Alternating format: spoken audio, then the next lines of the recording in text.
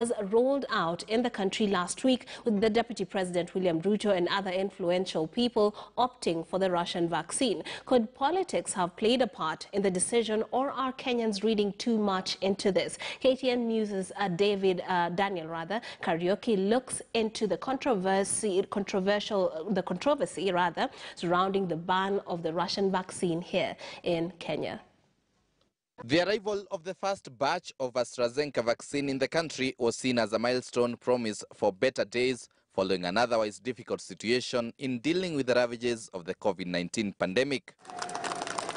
But even with the arrival and official launch of the distribution, Kenya recorded a low uptake of the COVID-19 vaccine, prompting President Uhuru Kenyatta to direct the entire cabinet and executive office to get the vaccine as the government scaled up the rollout exercise. 2 weeks later, President Kenyatta received the vaccine alongside members of his cabinet and other senior state officials, perhaps to boost confidence in the vaccination exercise. But conspicuously missing was his deputy, William Ruto, who falls under the executive. The deputy president will later join a growing list of prominent Kenyans who received their first dose of the COVID-19 vaccine.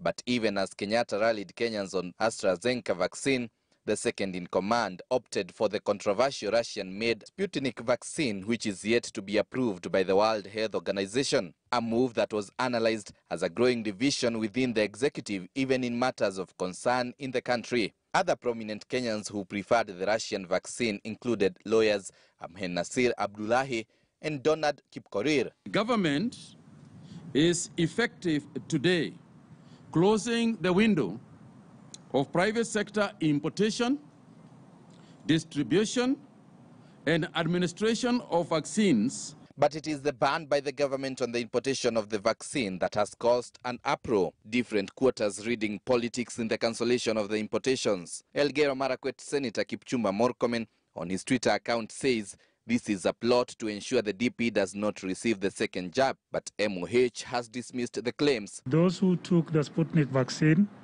are assured of their second dose. You are going to work with the importer.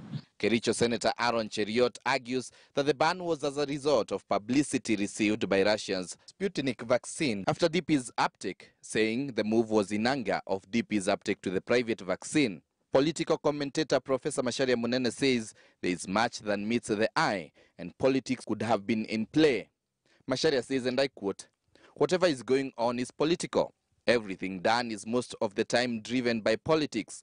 It is not a surprise. It is normal." Macharia, however, warns against such politics that involve the health of the country. On the issue of DP Ruto taking the Russia's vaccine instead of the government's administered vaccine acquired through the global COVAX facility, Macharia says every Kenyan has right to receive any jab. The government has been tasked to explain why it authorized the use of Russian-manufactured vaccine for emergency use. A section of those who received the jab saying corruption was being brewed at the ministry. Professor Macharia says it is important for the government to come out clean on what is happening. ANC leader Musalia Mudavadi says there is need for the matter to be resolved urgently. Serikali ieleze Wakenya vizuri, kwa sababu hatutaki tuanze kuona ujanja na magendo yakiingia kwa mradi wa serikali wa kupeana dawa kwa Wakenya bila malipo.